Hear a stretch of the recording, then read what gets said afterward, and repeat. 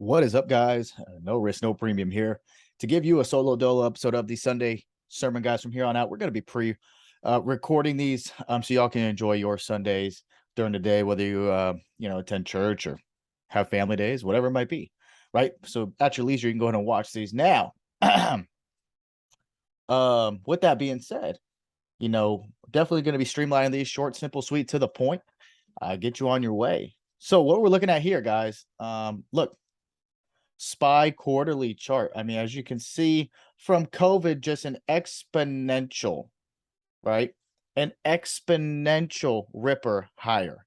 Okay, I say it sometimes, big tree fall hard, right? Big tree definitely can fall hard here, all right? So as far as the action of last week, since the highs and us coming down from just a technical standpoint, even outside every economic data, people screaming recession, CPI this, Fed that, this. If you're just playing the chart, okay, I mean, zoom out. Let's really take a look here. For, 1995 all the way to 2015, we were in a very pretty tight range. 150-point range. I mean, from what, 50 to 4 to 200, okay? And then in just 2020, just think about this. We went from 263 to 480 in 2 years. Okay? Just think about that for a sec. Right? So if you're not believing that we can't come down even further, just take a look at the chart. Okay? Just take a look at the chart. Okay? I just want to start with that today. Obviously, you see all these levels all zoomed up here that we've been trading these last few months. But just see the market progression here from COVID to a fucking blimp higher. I mean, obviously we were trending in the later years after we got out of the recession, but even post recession, I really think just breaking the highs of these two areas would have been the start of it. It's about 160. We got up to 290, so 130-point range. We doubled that in 2 years, right? Just think about that. Now we possibly might be in a recession again. So if you look at the chart, we're definitely have room to fall back down. All right. So, don't be I wouldn't be hooting and hollering. There are people's retirement account, people with 401ks with Ross, people that are about to retire in the workforce that could get, this could really, really, hurt. So as traders, we're extremely impartial and we're lucky. We make money in either direction. Doesn't matter. We're impartial to that fact. Okay. We just want to stay cognizant of that and just, there's loved ones, parents, brothers, sisters, dads, mothers, okay, grandmas, grandpas. Okay. I thought it was just good to start out with that just because I think we're really starting to see from the chart standpoint, that we could be in a little bit of trouble here. All right. But nonetheless, this week, what do we expect? Well, for finally, god damn it, we don't have some sort of economic data or POW. To me, it's I'd say there's a moderate week in comparison to the last, as far as how many Fed speakers. Is Jerome Powell speaking? Is there FMOC? Is there CPI? Those stuff that really move the market and create very, very drastic reactions to when those people speak or those data points drop. This week is pretty tame in comparison. I'm using air quotes over here. You can't see it, but quote unquote, it's definitely a little more tame this week. Now, there's still a lot of shit going on, but nonetheless, I think what's important right now is truly the CPI numbers, and anytime the FMOC or the Fed or Powell speak, those are the most important ones. But this week, Monday, manufacturing PMI will be an interesting number. I want to see the vehicle sales as well. Construction spending will be good. You see John Williams speaks here. Messer speaks Tuesday morning. We have job opening and quicks. Obviously, we want to know what's going on in the job market, why Fed is looking at inflation. Okay, looking at PCE, CPI, and they're also looking at the jobs market, right? They want to know if they're over tightening or not. Usually it'll be reflected immediately in the jobs market. Well, not immediately. It will be reflected in the jobs market at some point. Okay. Then we have a couple other Fed speakers down here. Okay, you see them. The ADP employment result here. Services PMI service index here Wednesday. Continuing jobs claim, the non-farm payrolls job will be interesting. I think that'll probably be the most looked at this week. I obviously like to see like the consumer credit down here. The I like to see what's going on as far as what's going on the consumer side, the demand side, us, the consumers of our economy, right? Um, it'll just be a good idea of what we can expect as to what's going on there from our side of view or on our side of the fence. Okay, but you do see there's still a few Fed speakers. So we could have, you know, more hawkish comments, dovish comments, whatever. You still have to be on your toes and be ready. But from so far, I'm not seeing Powell, right? I'm not seeing Powell, no CPI, no FMOC. Okay, and that's good thus far. As far as for like overnight huge pre-market moves, and things that the market likes to consolidate and get trappy into, which makes trading a little bit tougher. We don't have that this week. So, for me, I'm a little quote unquote relieved. Now, and then as far as earnings go, I don't remember seeing any as far as this week coming up. You just have to allow me one sec here. I don't know why this is taking forever. Okay, maybe I had to click it again. Yeah, I mean, Tilroy, PepsiCo, Bank of America will be interesting. JP Morgan and Chase. Actually, these bank earnings, but they're not this week, guys. Like you see, they're later on. Okay. Those will be interesting. Excuse me. PepsiCo next week as well. Nothing that I see headline that I think will be interesting, but all those bank earnings will be interesting when they come in a couple weeks. I'm sure Dan and crew will be paying attention to all of those earning dates coming up. Plus, they love playing the banks. Tilroy 10-7. Definitely this week. I believe that's going to be Friday. Excuse me. That'll be Friday. 10-7 is Friday. Okay. So as far as economic data, no Powell, no CPI, no FMOC, but still a lot of other Fed speakers. A lot of to me, what do you see here? What's the reoccurring non-farm payroll, unemployment rate, initial jobless claims, ADP report, quits, job openings, etc. So a lot about the jobs market. Okay. So you just want to pay attention to that as well. Okay. But now onto the chart, right? Onto the chart. What do we have?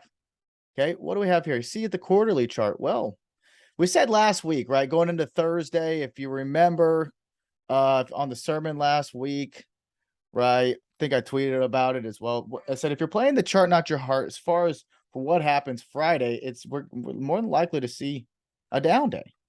More than likely to see a down day. Now, this was one of the more tougher trading weeks in a while, because we ranged in this range for quite some time. Okay, I'm just going to keep it nice and zoomed in here. This is June lows over here. Okay, we spent basically 1, 2, 3, 4, 5 attempts from the Friday previous and then stayed in this range. Now, how many times did they try to trap us? Right? And when I say trap, I mean, I want you to take a peek here. We knew 370 was our level to the upside. We knew 360 was our level to the downside. We knew that. We had them all mapped out. We knew those were the range we're going to be in.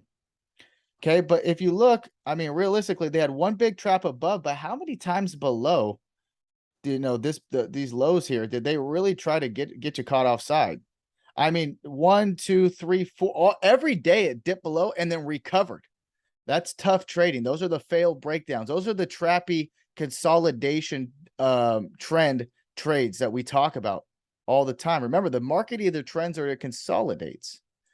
Okay, it either trends or it consolidates.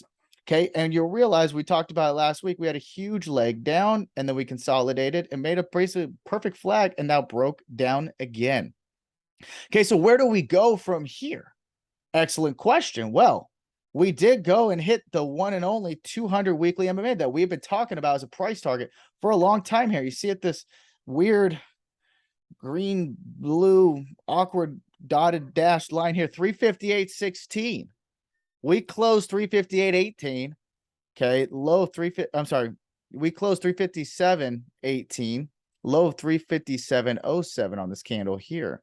SPY. So, look, if the bulls are gonna put in a bounce somewhere, okay, this would be more than likely the best place for it to happen. Now, I'm not saying that is going to happen, but tomorrow will be very, very eye-opening of what to expect for the next weeks and the next months. All right, because we just broke a huge major local bottom here at 362 June lows. We danced around it for 5 trading days right here.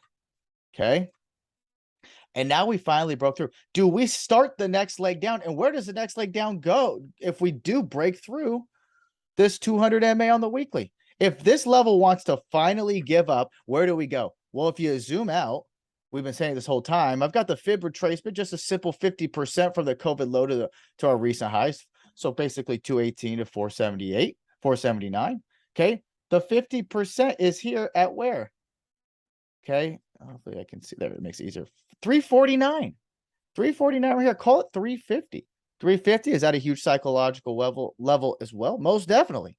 So you got a 50% retrace here. Also on the quarterly on the monthly, monthly chart as well. Okay, there it is.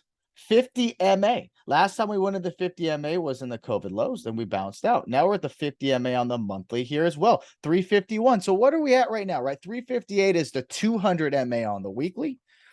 Okay, then we have 351 is the 50 MA on the monthly.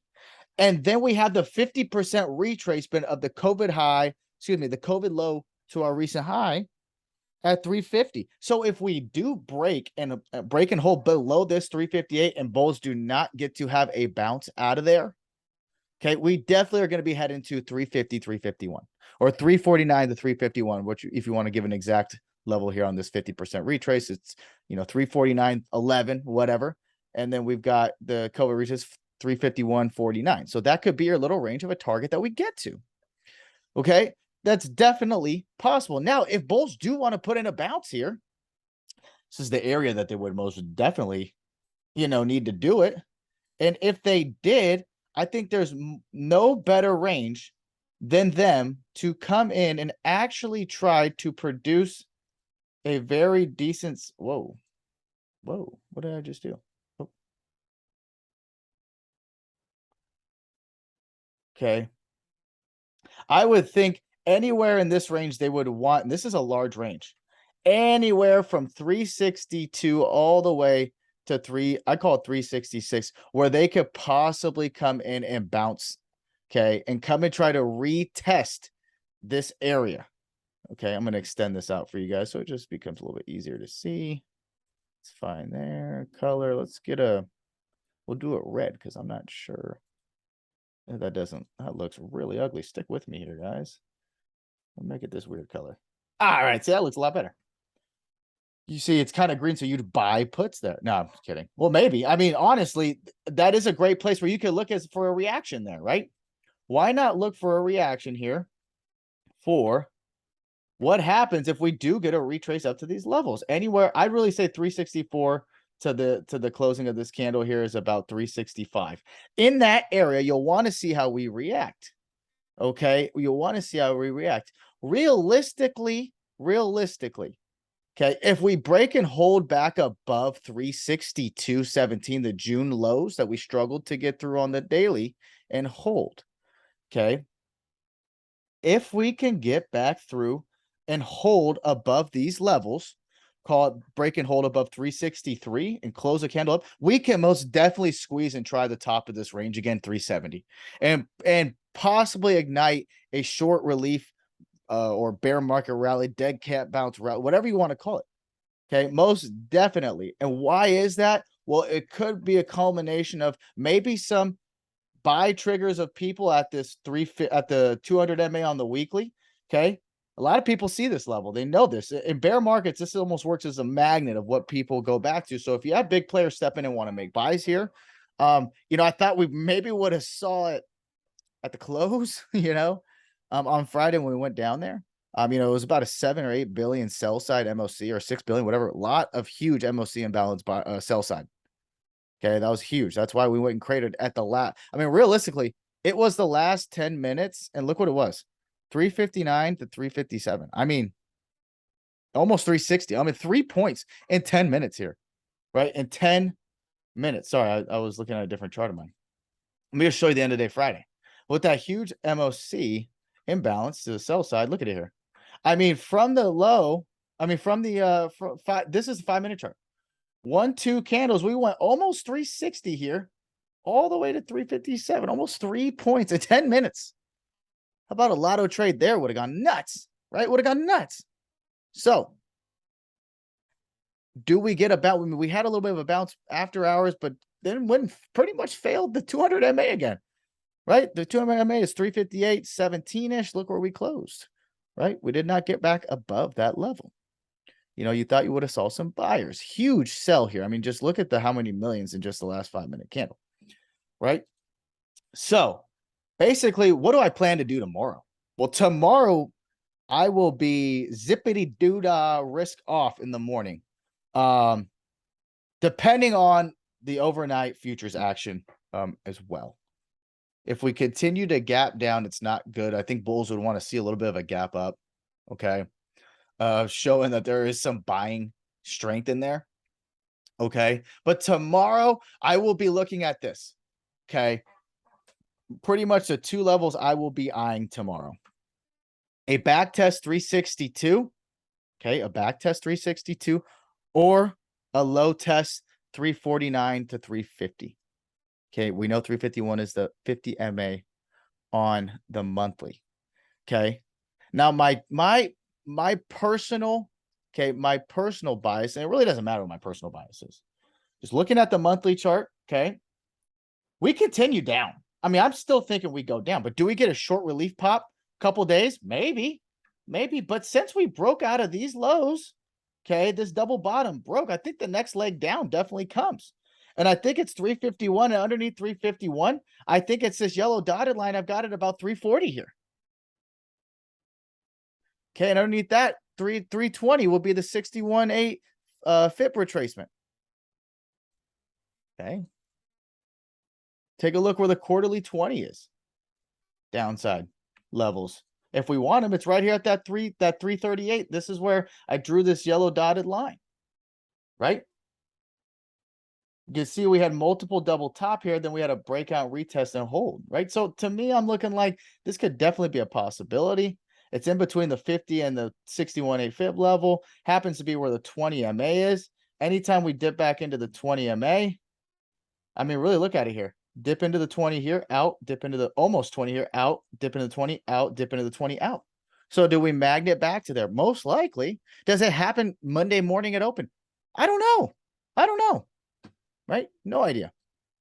But I will be telling you this. I'm going to be watching the back test 362, a close of a daily candle above 362 could ignite a small relief pop, bear market rally, dead cat bounce, whatever you want to call it. Means buyers are definitely in control. They reclaimed a major support loss. It could trigger some people that were late to the party shorting, okay, or those that are just still heavy in their short positions that haven't taken them off yet at these levels will take them off. Could ignite some buying pressure up. It's very possible. So 362, okay, 360, I would call it 364, 370. Oh, I'm sorry, 366, 370. So 362, 364, 366, 370. Gap fill takes us to 374 if we get up there. Let's not forget to take a peek at what else. We're so far stretched away from what MA is above. Okay. Have to know where we can go above. 383 is the 20 MA. We are so incredibly stretched away from it. That could be a relief rally target. That'd be about 38.50 ES SPX. That was definitely a look at this level here. We did flag down, flag down. Okay, so if we get through and reclaim this, could we come back up to this huge resistance that we had before? Very possible. Okay, very possible. Okay, so last time here, guys, I'll give you these levels. Right, downside, if we get really froggy and out of the open, we just completely crater overnight. We crater. It's possible. 351 to 349, my levels for sure. Upside, I want to see a test of 362. Possibly you want to take puts off of initial rejection there for the next leg lower. If it does break and hold, okay, you'll want to take that up to at least 366, 370, 374 gap fill if we get completely nutty on this rally. 383 is the 20 MA I'll be looking for. Okay. As far as that, guys, look, take some time at open tomorrow. Watch to see the reaction, the digestion, unless we get a clear as day picture from the overnight futures that come out starting here 3 o'clock my time. So we got about 37 minutes. Okay, so just keep your eye open. Other than that, guys, okay, know your economic schedule. Okay, keep an eye on what to come. If someone's speaking, know that they could say something stupid. Market could react, they couldn't. I don't know, but just know that they could. Okay, and then just get your homework right, get your levels done, and don't do anything stupid. I'll see you bright and early. Peace.